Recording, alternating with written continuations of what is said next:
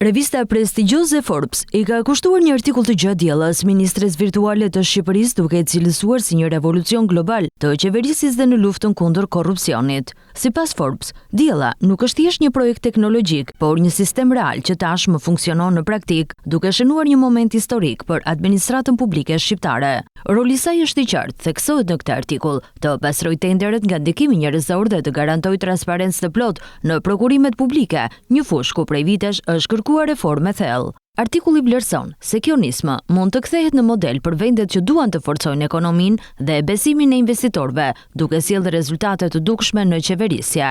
Revista thekson se Shqipëria ka hyrë në epokën e re të inteligjencës artificiale, në një moment vendimtar, pikërisht kur hyn në fuqi Akti I Inteligjencës Artificiale I Bashkimit Evropian, që vendon standarde të reja për përdorimin e inteligjencës artificiale në administratë.